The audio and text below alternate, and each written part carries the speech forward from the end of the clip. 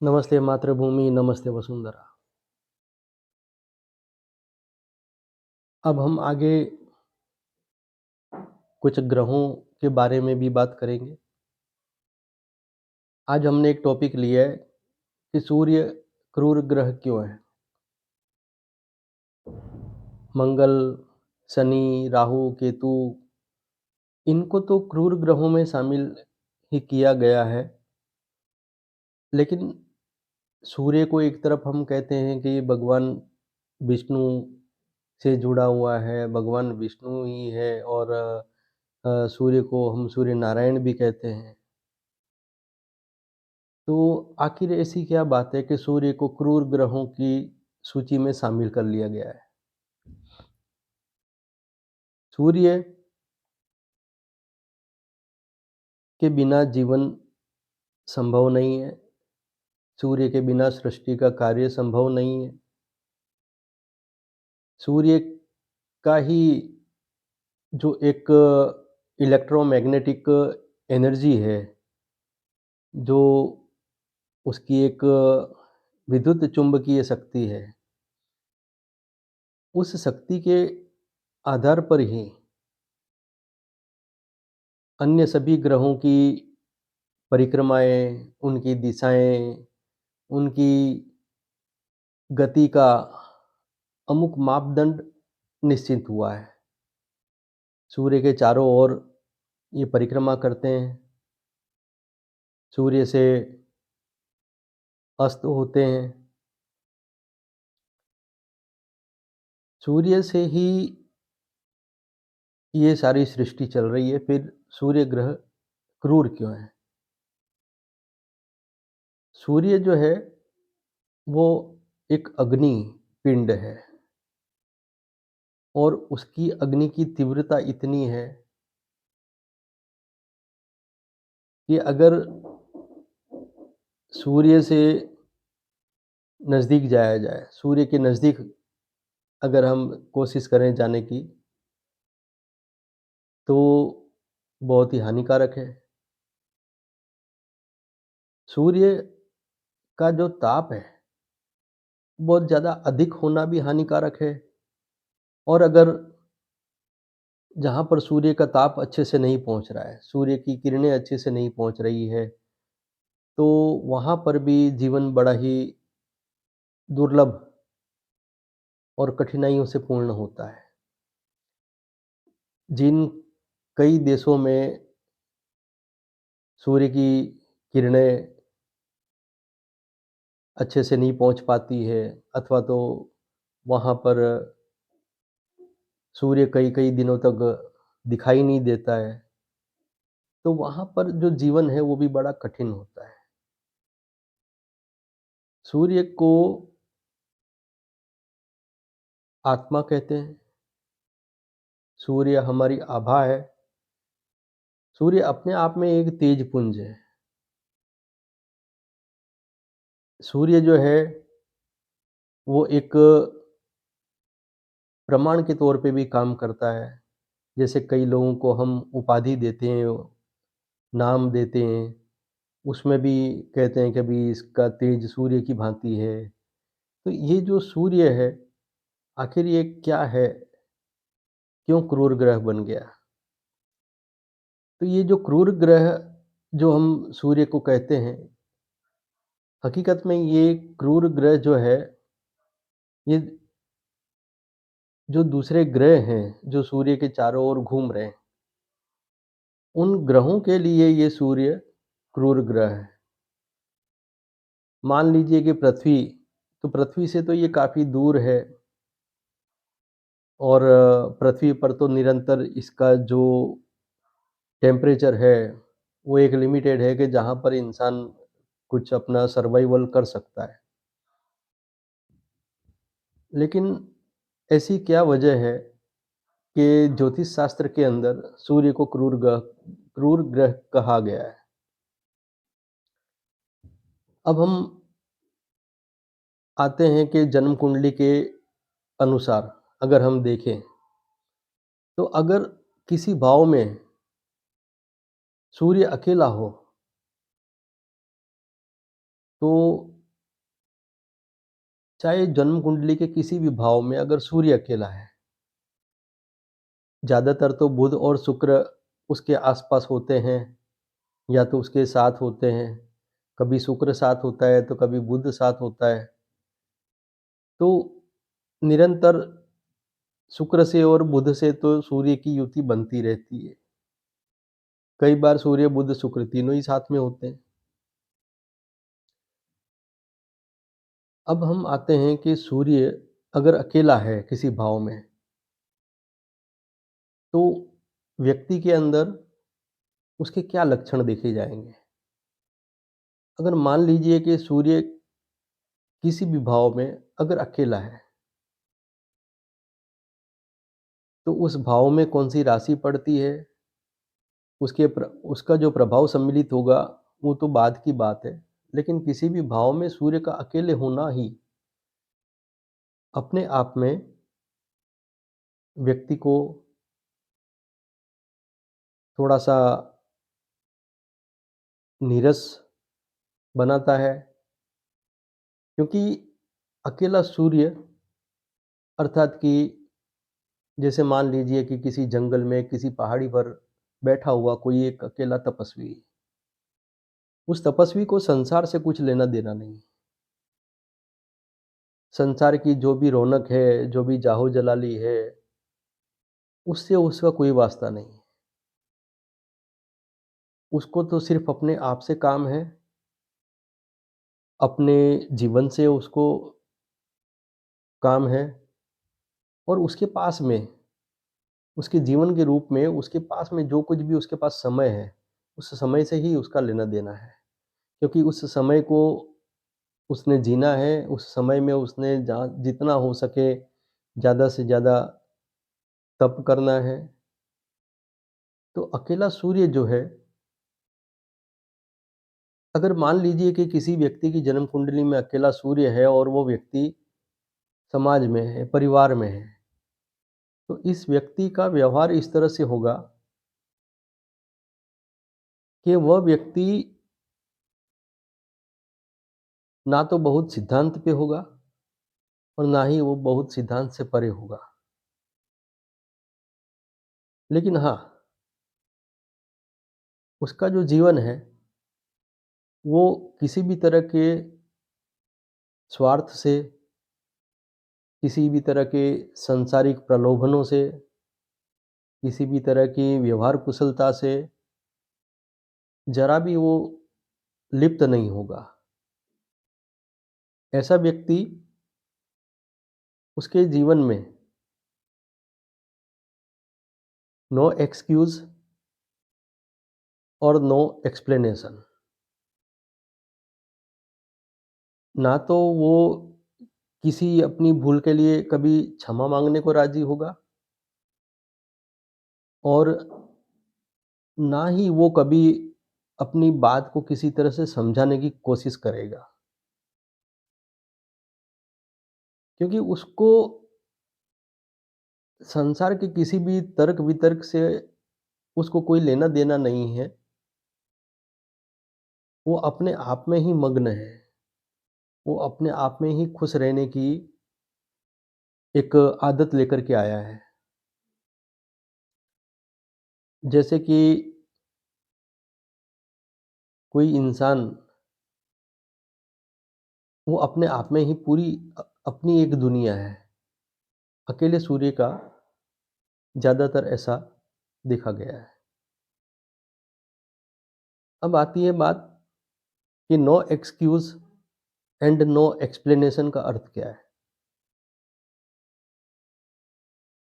ज़्यादातर ऐसा व्यक्ति कभी किसी स्वार्थ से प्रेरित होकर के अथवा तो किसी तरह की कोई मोह-माया में फँस करके या किसी तरह की कोई महत्वाकांक्षा में घिर करके वो किसी न किसी तरह का कोई भी पाप कर्म करने की कोशिश नहीं करेगा। वो कोई इस तरह की जानबूझकर कोई गलती करने की कोशिश नहीं करेगा। और अगर मान लीजिए कि उससे कोई भूल हो गई है, तो वो सिर्फ़ इतना ही कहेगा कि मुझे पता नहीं ये मेरे से कैसे हो गया। बस ज़्यादा से ज़्यादा वो ये कह देगा कि मैंने जानबूझ के नहीं किया। लेकिन वो इन बातों के लिए कभी माफ़ी नहीं माँगेगा और वो कभी किसी तरह की कोई सफाई देने की कोशिश नहीं करेगा, कोई किसी तरह का कोई भी एक्सप्लेनेशन देने की कोशिश नहीं करेगा। ये अगर हम देखें तो ज़्यादातर मोर देन 70% इस तरह का स्वभाव जो है, ऐसे व्यक्ति में पाया जाएगा कि जिसके लग्न में अकेला सूर्य हो अथवा चतुर्थ में या फिर पंचम में अकेला सूर्य हो। ज़्यादातर इस तरह का स्वभाव इन तरह के व्यक्तियों में पाया जाएगा। अब आता है कि सूर्य की दृष्टि, तो सूर्य जिस भाव में बैठता है, उस भाव में तो मान लीजिए कि किसी तरह का एक धुंधलापन खड़ा कर दिया। लेकिन उसके सामने का जो भाव है, वहाँ पर उसकी सीधी दृष्टि होती है, सूर्य की सप्तम दृष्टि होती है और सूर्य वहाँ पर जो उसकी जो किरणें पहुँचती है, जो उसकी दृष्टि पहुँचती है, वहाँ पर वो बहुत ज़्यादा डिस्टर्बेंस पैदा करता है। सूर्य की युति अगर हम देखने जाएँ जिन ग्रहों से होती है, तो उसमें हम पहले लेते हैं सूर्य की युति चंद्र के साथ। सूर्य और चंद्र की युति ज्योतिष शास्त्र के जितने भी जो रस रखने वाले व्यक्ति हैं, जो ज्योतिष शास्त्र में रस रखते हैं, जिनकी दिलचस्पी है, उन सभी को पता है कि सूर्य और चंद्र की युति अर्थात कि अमावस्या। अमावस्या तो हम सबको पता है कि अमावस्या का जो दिन है, वह एक तरह से मन का क्षीण होना, क्योंकि चंद्र का सूर्य के साथ होना अर्थात कि मन का क्षीण होना। जैसे कि वो एक समय ऐसा होता है कि अमावस्या का जिनका जन्म होता है, ज़्यादातर ऐसे व्यक्ति अमावस्या के समय काल में अपने दिमाग की दृष्टि से वो किसी न किसी तरह की कुछ जड़ता प्राप्त करते हैं। अगर अमावस्या का किसी का जन्म है, इसका मतलब है कि वो कोई मंद बुद्धि का है या कोई उसका दिमाग काम नहीं करता है, ऐसी बात नहीं है। लेकिन जब भी अमावस्या आएगी, तो अमावस्या के समय काल में ऐसा व्यक्ति कुछ जो 1-2 दिन होते हैं चंद्र के सूर्य की साथ में जो, तो उन दिनों के अंदर वो काफ़ी अनकम्फ़र्टेबल महसूस करेगा। उन दिनों में उससे कई भूलें होंगी, कुछ गलत डिसीज़न्स भी वो ले सकता है। इसीलिए हमारे शास्त्रों में कहा गया है कि अमावस्या के दिन कोई भी शुभ कार्य नहीं करना चाहिए, सिर्फ़ पूजा-पाठ करनी चाहिए। क्योंकि उस समय में एक पर्टिकुलर ग्रह स्थिति वाला व्यक्ति, जैसे कि जिसकी सूर्य और चंद्र की युति है, अमावस्या का जन्म है अथवा तो चतुर्दशी का जन्म है, तो ऐसी परिस्थिति में ऐसा व्यक्ति कई बार अमावस्या के समय काल के अंदर अपने आप को दिशाहीन, दूसरों की दृष्टि में विवेक शून्य, इस तरह की स्थितियों में अपने को पाता है। अमावस्या के समय में ज़्यादातर देखा गया है कि कई बार कई लोगों से बड़े-बड़े गुनाह अमावस्या के समय काल में या अमावस्या के नज़दीक में होते हैं। तो ये जो परिस्थितियाँ होती है, ये सूर्य और चंद्र की जो युति है, ये कहीं न कहीं इंसान के मन को दुविधा में डालती है।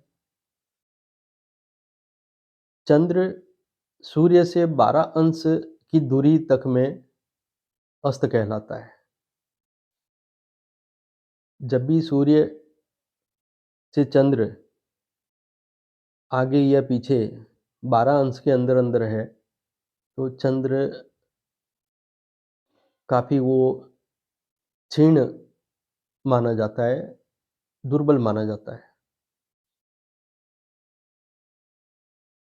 ज़्यादा अगर हम कहने जाएँ तो टॉपिक बहुत बड़ा हो जाता है, इसलिए एक संक्षिप्त विवरण हम यहाँ दे रहे हैं। कई बार देखा गया है कि जितने भी मानसिक रोग से संबंधित अटैक होते हैं, जैसे कई लोगों को पागलपन का दौरा पड़ता है अथवा तो कभी किसी को एकदम से डिप्रेशन अधिक बढ़ गया है, तो ऐसी परिस्थितियाँ भी लगभग अमावस्या के आसपास में बहुत देखने को मिलती है। मैंने कई केसेस ऐसे देखे हैं, कुछ अच्छे डॉक्टर भी मेरे मित्र हैं, जो न्यूरोलॉजिकल फ़ील्ड में हैं, तो कई बार केस स्टडी भी मेरे पास आते हैं, तो मुझे इतना कई बार देखने में आया है कि कइयों को जैसे पक्षाघात होता है, लकवा का अटैक हो गया, हार्ट अटैक हो गया या फिर एकदम से किसी तरह का कोई डिप्रेशन खड़ा हो गया। तो ये इस तरह की स्थितियाँ अमावस्या के आसपास में, अमावस्या के दिन में देखने को बहुत मिलती है। अब हम आते हैं कि सूर्य और मंगल की युति। सूर्य और मंगल की युति जो है वो अपने आप में एक शक्ति योग कहलाती है। शक्ति योग का अगर हम अर्थ निकालने जाएँ, तो व्यक्ति के अंदर ऊर्जा की एक अधिकता देखने को मिलती है। मंगल तो अपने आप में भी काफ़ी अनियंत्रित ऊर्जा का केंद्र है और उसमें उसको सूर्य का साथ मिल जाना, अर्थात कि उसकी अनियंत्रितता को एक बड़ा व्याप मिल जाता है। एक बहुत बड़ी शक्ति को और एक विशेष शक्ति प्राप्त हो जाती है। मंगल जब भी सूर्य से जुड़ता है, तो ऐसा व्यक्ति जो है उसके बॉडी में, उसके माइंड में एक स्पेशल हीट देखने को मिलती है, विशेष तरह की एक ऊर्जा उस शरीर में और उसके मनोमस्तिष्क पे एक विशेष उग्रता देखने को मिलती है। सूर्य और मंगल की युति वाले लोगों के अंदर अक्सर स्किन डिसीज़ भी देखने को मिलती है, जो कि वो कंटिन्यू नहीं होती है। लेकिन कुछ-कुछ समय काल में जब भी सूर्य-मंगल इकट्ठा होते हैं या जब भी सूर्य और मंगल आमने-सामने होते हैं, तो इन परिस्थितियों में भी कई बार स्किन से संबंधित, बैलेंस ऑफ माइंड से संबंधित उनको कुछ न कुछ समस्याओं का सामना करना पड़ता है। सूर्य और मंगल की युति व्यक्ति को एग्रेसिव बनाती है और ऐसा व्यक्ति मान लीजिए कि कोई हमेशा एक युद्ध के लिए तत्पर व्यक्ति अर्थात कि रेडी फॉर फाइट, ऐसा व्यक्ति किसी भी खराब से खराब समय में भी कभी हिम्मत नहीं हारता है। ये समझ लो कि वो ना मरने से डरेगा, ना मारने से डरेगा। और इतना ही नहीं, सूर्य और मंगल की युति वाला व्यक्ति इतना ज़िद्दी स्वभाव का देखा गया है कि अगर किसी तरह के कोई विवाद में वो घिर गया है और अगर उससे कहा जाए कि भई शांति से काम ले लो, कुछ समाधान का रास्ता निकाल लो, तो समाधान की जितनी भी शर्तें होंगी वो सारी की सारी उसी की होंगी। वो यही कहेगा कि मेरा ही ये सारा शर्तें हैं, अगर ये तुम सामने वाले मानते हो तो ही मैं समाधान करूँगा, नहीं तो मुझे कितना भी नुकसान हो रहा है, मुझे कितना भी तकलीफ़ हो रही है, मेरे को कोई समाधान नहीं करना। ये एक सूर्य और मंगल की युति वाले की एक समस्या है। मंगल का अक्सर देखा गया है कि मंगल एग्रेसिव ज़रूर होता है, लेकिन कुछ समय अगर निकलता है तो वो फिर अपने निर्णयों को बदल लेता है। लेकिन जहाँ सूर्य सम्मिलित हो गया, सूर्य की दृष्टि पड़ गई अथवा तो सूर्य की युति हो गई, तो ऐसी सूरत में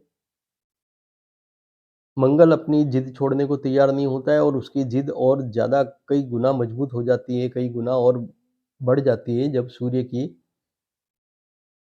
युति उससे होती है अथवा तो सूर्य की दृष्टि उस पर होती है।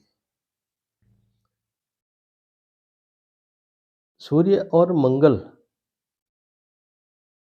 जैसे कि कई कुंडलियों में देखा है, कई ऐतिहासिक जो कुंडलियाँ हैं, उनमें भी सूर्य और मंगल की युति बड़े-बड़े कई योद्धाओं में देखने में आई है।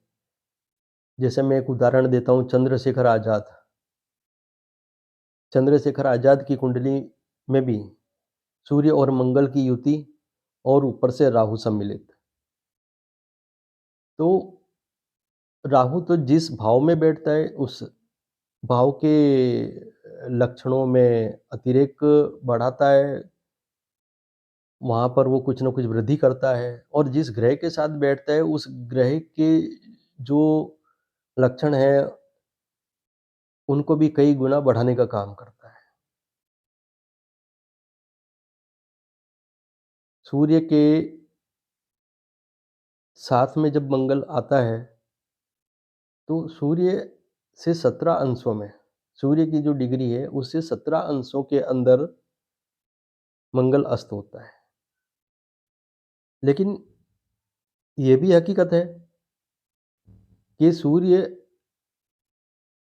का ग्रह मित्र है ये मंगल। मंगल जो है ये सूर्य का मित्र ग्रह है। तो सूर्य के जो भी मित्र ग्रह हैं, वो मंगल के वो सूर्य के साथ जब युति करते हैं, जैसे कि सूर्य का मित्र चंद्र भी है, सूर्य का मित्र मंगल है, सूर्य का मित्र गुरु भी है। तो जो भी ये मित्र ग्रह हैं, ये साथ में आते हैं, तो ये कभी भी एकदम इनएक्टिव नहीं होते। इसी का कारण है कि सूर्य और चंद्र की युति अर्थात कि जब अमावस्या होती है, उस समय में कुछ लोगों के हाथों से क्राइम होते हैं। अगर मान लीजिए कि उनका चंद्र का मतलब अस्त हो गया है और मन अगर एकदम ही क्षीण हो गया है, तो ऐसी परिस्थिति में तो इंसान का जो है एकदम कि वो निष्क्रिय हो जाना चाहिए। अर्थात क्राइम तो होना दूर की बात है, उसे तो छोटा-मोटा काम भी मतलब उसका करने का मन नहीं करना चाहिए, ऐसी परिस्थिति होनी चाहिए। लेकिन बस यहीं पर ये एक बात है कि सूर्य जो है, अगर उसके साथ चंद्र आता है, तो वो उसका एक डाइवर्ट हो जाता है, वो गलत काम करने के लिए तो बड़ी वो ऊर्जा अपनी उपयोग कर लेगा, यूज़ कर लेगा, लेकिन सही निर्णय लेने में ही उसको दिक्कत पैदा होगी, सही निर्णय वो नहीं ले पाएगा। उसी तरह से मंगल के साथ भी है कि मंगल अगर जब अस्त होता है, तो मंगल पूरी तरह से क्षीण नहीं होगा, ना ही उसका कोई प्रभाव कम हो जाएगा, लेकिन उस समय मंगल की जो क्रिया है, मंगल का जो भी एक्शन होगा, वो किसी गलत डायरेक्शन में ही होगा। जो समाधान पे पहुँचने वाली बात है, सामने वाला उसकी हर शर्तें मानने को तैयार है, फिर भी वो अड़ जाएगा कि नहीं मुझे तो समाधान ही नहीं करना, मैं क्यों समाधान करूँ? मुझे तो लड़ना ही है। तो ये जो है मंगल का अस्त होने के बाद भी सूर्य का जो प्रभाव है, उसके कारण मंगल का जो व्यवहार है, वो एक असमंजस भरी परिस्थिति हो जाती है कि कोई भी व्यक्ति इस बात को गले नहीं उतार पाता है कि भई ये कैसे व्यक्ति है, कि सामने वाली पार्टी समाधान करने को तैयार है, हर तरह की बात मानने को तैयार है, लेकिन ये कहता है कि नहीं मुझे तो लड़ना ही है। तो ये जो है मंगल का अस्त होना और सूर्य के साथ होना, इन दोनों का एक संक्षिप्त विवरण है। अब आती है बात कि सूर्य के साथ बुध की युति। हम सभी जानते हैं कि सूर्य के साथ बुध की युति जो है, वो बुधादित्य योग में एक राजयोग बनती है।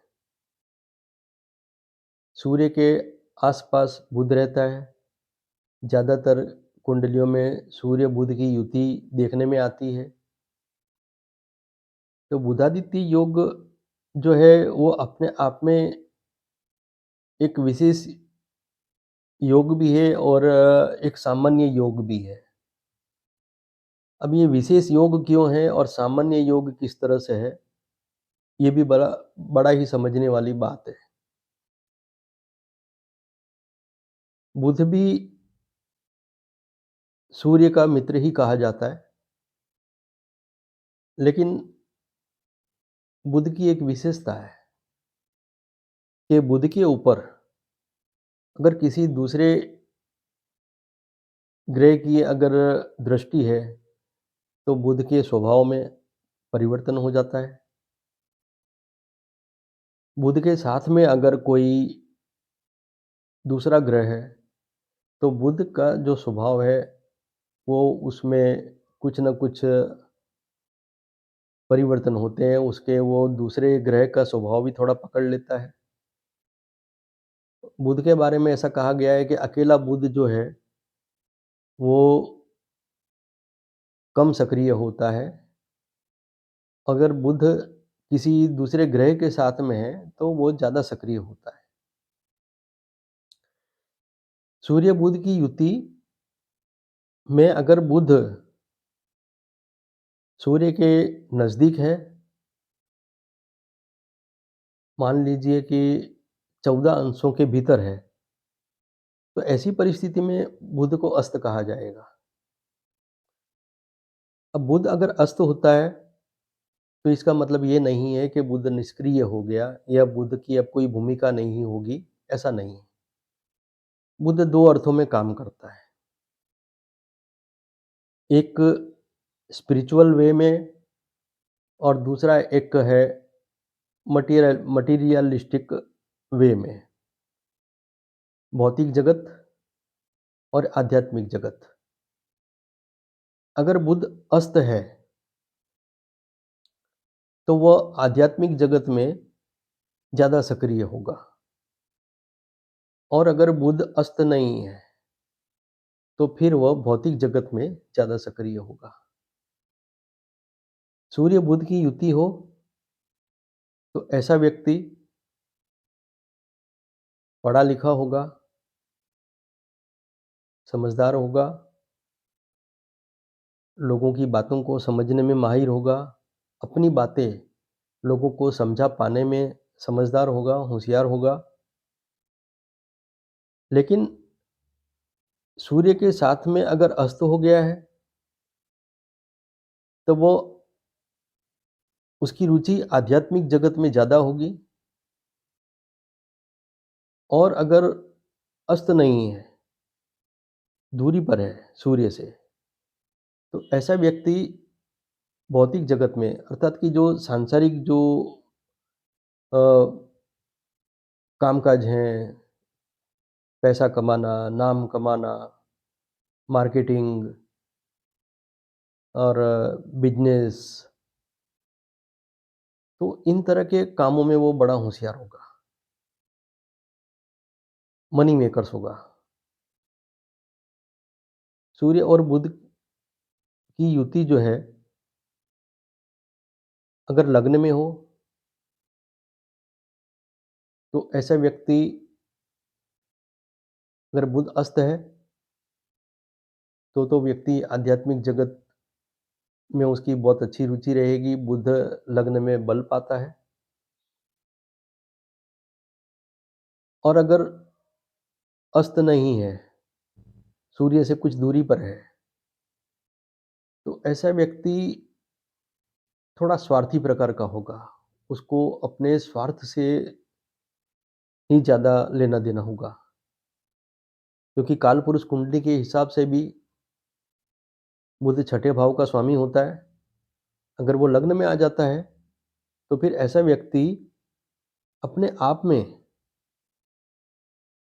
ना चाहते हुए भी वो अपने आप को किसी न किसी प्रतिस्पर्धा से, कॉम्पिटिशन से जोड़ ही देगा। वो बात-बात में भी वो लोगों से तुलना करता रहेगा। मैं और आगे निकलने की मैं उससे आगे निकल जाऊँ, मैं उससे आगे निकल जा गया हूँ। इस तरह की ही बातें उसके दिमाग में चलती रहेंगी। ये तो बातें आती है सूर्य और बुध की युति की। यहाँ पर अगर बुध अस्त है, तो ऐसे व्यक्तियों को विद्याभ्यास में थोड़ा कठिन परिश्रम करना पड़ता है और उसके विद्याभ्यास के दरमियान उसको कई तरह की कठिनाइयों का सामना भी करना पड़ता है। बुध ग्रह जो है, वो सूर्य के साथ अस्त होने पर वो एक तरह से थोड़ा-सा आध्यात्मिक विचारधारा वाला बन जाता है और ऐसी परिस्थिति में वो समाज के जो व्यवहार में है, वो अपनी इतनी कुशलता नहीं प्राप्त कर सकता। व्यापार में जो हम कुटिलता कहते हैं, प्रपंच कहते हैं, इन सब चीज़ों में वो फ्लेक्सिबल नहीं हो सकता है।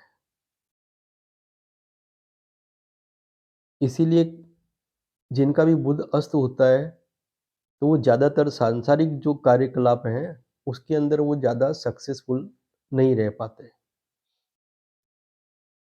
अब हम बात करते हैं कि सूर्य और गुरु की युति की। गुरु जो है, वो ज्ञान है, ज्ञान की गरिमा है, ज्ञान का अपना एक तेज है और गुरु ग्रह जो है, वो ज्ञान की पराकाष्ठा है। सूर्य और गुरु की युति,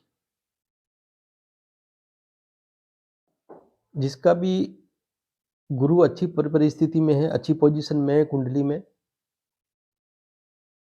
अच्छे भाव में, अच्छी राशि में है, मित्र राशि में कहने का अर्थ, ऐसा व्यक्ति कुछ हद तक मिजाजी पाया जाता है और अगर उसमें भी सूर्य शामिल हो जाए, तो फिर उसका मिजाज जो है वो थोड़ा आसमान को छूने लगता है।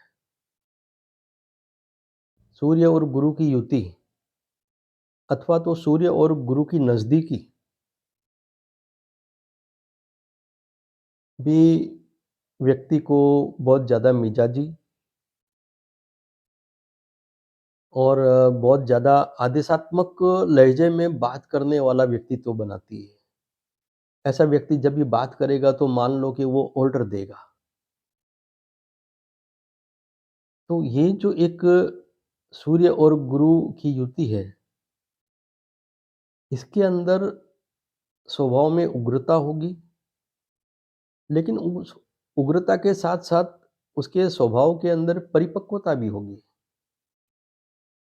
परिपक्वता, उग्रता के साथ-साथ कहने का तात्पर्य ये है कि ऐसा व्यक्ति ऊँची आवाज़ में बात कर लेगा, बड़े ऊँचे मिजाज का होगा, अपनी बातों को ऑर्डर के तौर पे कहेगा, लेकिन ऐसा व्यक्ति जो है, वो सैद्धांतिक व्यक्ति होगा। वो किसी तरह की कोई गलत तात्पर्य से, कोई स्वार्थपूर्ण तात्पर्य से या किसी तरह का अपना कोई प्रपंच सिद्ध करने के लिए वो कर्म नहीं होगा। वो अपने आप में एक ज्ञानी व्यक्ति है। सूर्य आत्मा, गुरु ज्ञान, ऐसा व्यक्ति अपने पिछले किसी न किसी जन्म से किसी तरह का तपोबल लेकर के आया व्यक्ति है। जब भी सूर्य गुरु के साथ चाहे किसी भी भाव में हो, ऐसे व्यक्ति का किसी भी तरह का कोई भी कर्म, वो अपने आप में इतना ही प्रभावशाली होगा कि उसको कहीं भी मेंशन किया जाएगा, उसकी लोग तुलना करेंगे, उसको लोग सम्मान भी देंगे और उसका एक उसकी चर्चा भी होगी।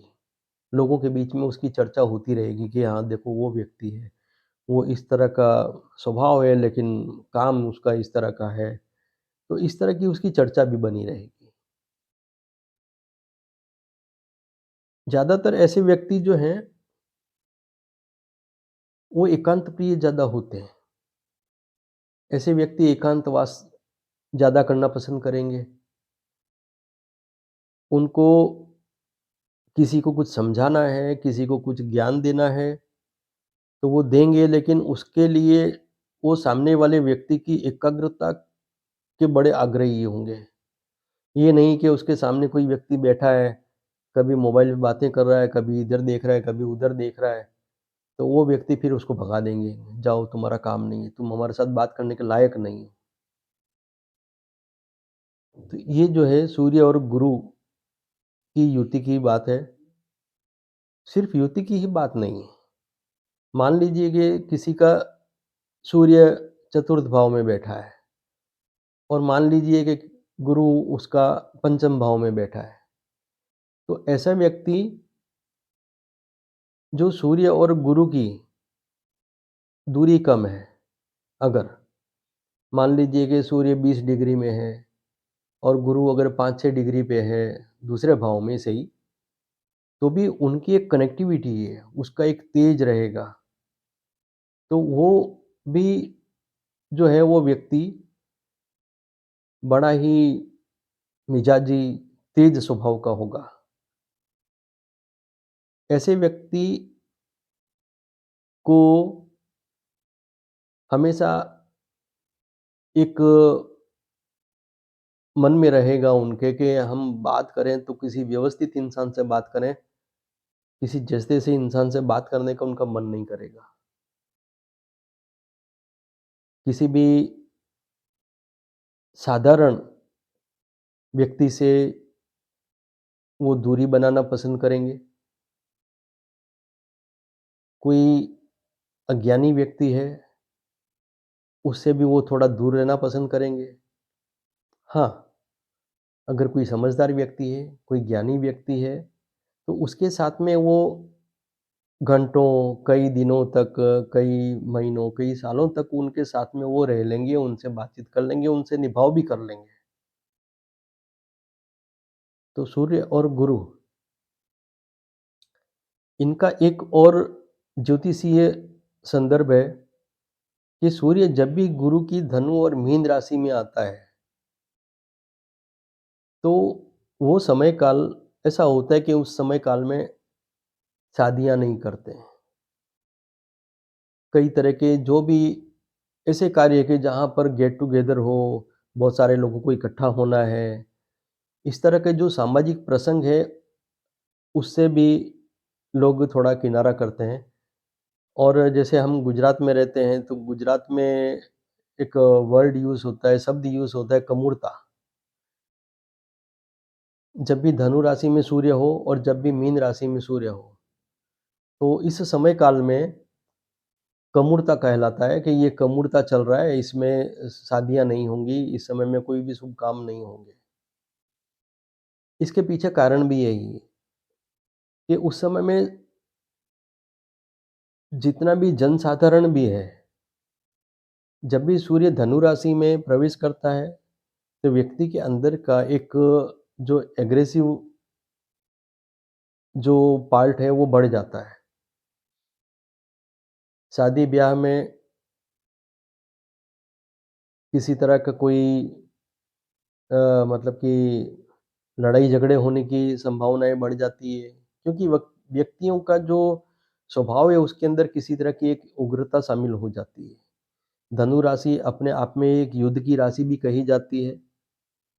धनु राशि में सूर्य का आना, तो सूर्य तो अपने आप में एक तेज ग्रह है। ज्योतिष शास्त्र के अंदर इसे क्रूर ग्रह की उपाधि भी दी गई है। तो धनु राशि में सूर्य का आना और फिर मीन राशि में सूर्य का आना, ये दोनों ही समय काल जो है वो शादियों के लिए और कई तरह के शुभ कार्यों के लिए जो है ये मना किया जाता है कि इस समय काल में नहीं करना चाहिए। अब आगे बात करते हैं हम कि सूर्य और शुक्र की। सूर्य और शुक्र की जो युति है, वो अगर हम सीधा-सीधा समझें तो सूर्य जो है एक अग्निपुंज है और शुक्र जो है उसको हम सौम्यता से जोड़ते हैं। शास्त्रों में उसे जल कहा गया है कि शुक्र जो है वो जल है। इस पृथ्वी पर जितना भी जल है वो शुक्र है।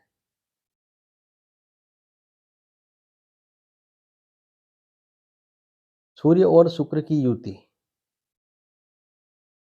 जब भी सूर्य और शुक्र की युति होती है तो ज्योतिष शास्त्र के अंदर इसे तारा डूबना कहते हैं।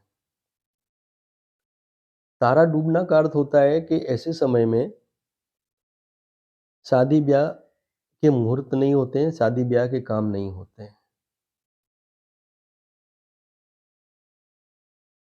गर्मियों के सीज़न में हम ज़्यादातर देखते हैं कि गर्मियों के सीज़न में जो पहाड़ी विस्तार है, जो भी मैदानी विस्तार है, वहाँ से हरियाली गायब हो जाती है। कई पेड़ों के पत्ते झड़ते हैं, सूख जाते हैं, नदियों में पानी की कमी होती है, तालाबों के पानी सूख जाते हैं। वनस्पति हो, फल हो, फूल हो, उनके रसों में कमी आती है। वनस्पतियाँ की पैदाइश कम हो जाती है। तो ये सब जो परिस्थितियाँ हैं, ये सूर्य के ताप के कारण होती है और शुक्र जो है, शुक्र को सौम्य ग्रह कहते हैं, जल है, स्त्री को शुक्र से जोड़ते हैं। सूर्य और शुक्र की युति अगर किसी भी भाव में होती है, ऐसी परिस्थिति में ज़्यादातर ऐसा देखा गया है कि अगर मान लीजिए कि किसी पुरुष की कुंडली में सूर्य और शुक्र की युति है, तो उस पुरुष को अपनी पत्नी से असहकार मिलेगा, अर्थात वो पत्नी उसको थोड़ा कोऑपरेट नहीं करेगी, पत्नी से वो अपमानित हो रहा है, वो ऐसा महसूस करेगा। अब ये एक महसूस करना ही हम गिन सकते हैं, क्योंकि वैचारिक मतभेद के कारण भी कई बार इंसान महसूस करता है कि ये मेरी बात नहीं मान रही है अथवा तो ये मेरी इंसल्ट कर रही है। तो ये चीज़ें होती है। कुछ घटनाएँ भी इस तरह की होती है उनके जीवन में कि उनको कई बार इस तरह की परिस्थितियाँ कुछ स्पष्ट दिखाई देती है कि जैसे उनको कुछ अनदेखा करा जा रहा है, अपमान हो रहा है या कोऑपरेट जिस तरह से करना चाहिए, इस तरह से पत्नी उनकी कोऑपरेट नहीं कर रही है। यही सेम सिचुएशन किसी स्त्री की कुंडली में जब भी सूर्य और शुक्र की युति हो किसी भाव में, तो उस समय भी ये परिस्थिति देखने को मिलती है कि उस स्त्री को भी यही लगता है कि जैसे जो उसका पुरुष है वो उसे कोऑपरेट नहीं कर रहा है, उसकी इंसल्ट करने की कोशिश कर रहा है या उसकी इंसल्ट हो रही है, उसको ऐसा महसूस होता है। लेकिन अधिकतर ऐसा भी देखा गया है कि आशय नहीं होता है, लेकिन कई बार सिचुएशंस कुछ ऐसी होती है कि उनको समझ में भी ऐसा आता है। तो ये परिस्थितियाँ जो है, ये सूर्य और शुक्र की युति के कारण भी होती है। इसीलिए जब भी तारा डूबना कहते हैं, जब भी सूर्य और शुक्र की युति होती है, तो उस समय में कुछ ऐसी परिस्थितियों का निर्माण होता है कि जो व्यक्ति के स्वभाव की सुंदरता है, जो व्यक्ति के स्वभाव की सौम्यता है, वो अपने आप में पूर्ण रूप से, परिपूर्ण रूप से खिली हुई नहीं होती है। जैसे कि एक फूल खिला हुआ होता है, पूर्ण रूप से खिला हुआ फूल हो गया। तो इस तरह से एक पूरा निखार नहीं होता है उस समय इंसान के स्वभाव का। और कहते हैं कि जब व्यक्ति का स्वभाव अगर कुछ बंधन महसूस कर रहा है अथवा तो किसी तरह के दबाव में है, तो ऐसे समय में किसी भी खुशी का आयोजन करना, वो व्यक्ति को पूरी तरह से आनंदित नहीं कर सकता है। उसको आनंद का जो रस मिलना चाहिए, वो उसे प्राप्त नहीं होता है। तो इन परिस्थितियों में सूर्य और शुक्र की जो युति है, उसमें जो ये तारा डूबना कहा गया है, तो उस समय में क्या होता है कि जनमानस का एक जो स्वभाव है, जो उनकी मानसिक शक्ति है, वो कहीं न कहीं कुछ निर्बलता पाती है कि जिससे उनको जो एक पूरी तरह से वो आनंद ले सकें, इस तरह की परिस्थिति में नहीं होते हैं।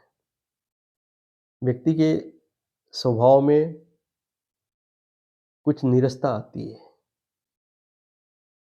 तो वो समय काल जो है, उस समय काल को बीत जाने देने पर ही फिर किसी शुभ कार्य को करने के लिए कहा जाता है। तो ये तो बात होती है हुई है सूर्य और शुक्र की युति की। अब शुक्र जो है, वो सूर्य से 15 अंश की दूरी के अंदर-अंदर हो, तो वो अस्त कहा जाता है।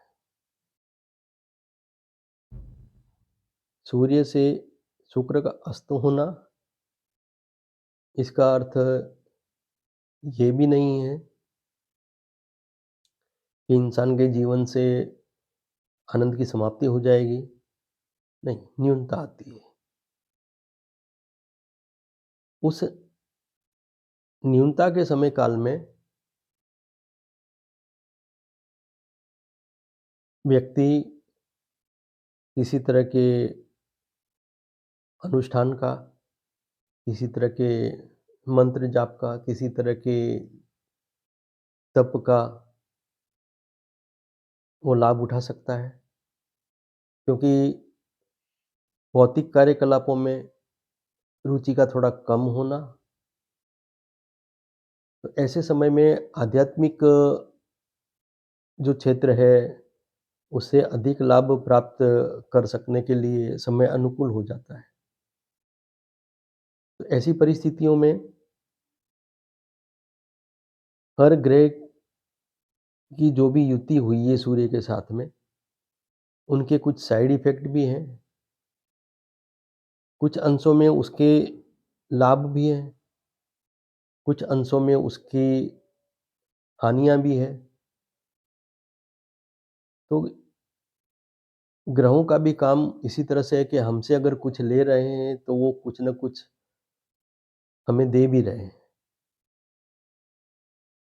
हमने आज सूर्य के साथ चंद्र, मंगल, बुध, गुरु और शुक्र की युति का एक संक्षिप्त विवरण किया है।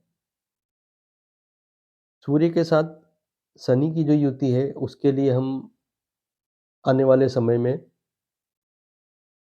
एक अलग से पूरा वीडियो बनाएँगे, क्योंकि सूर्य और शनि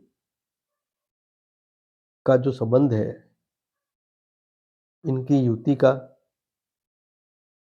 जो एक विशेष घटनाक्रम बनता है, उसको समझने के लिए एक विस्तृत विवरण देना बहुत ज़रूरी है। आशा है आपको हमारा वीडियो पसंद आएगा। हमसे जुड़े रहें, सब्सक्राइब करें, लाइक करें और शेयर करें।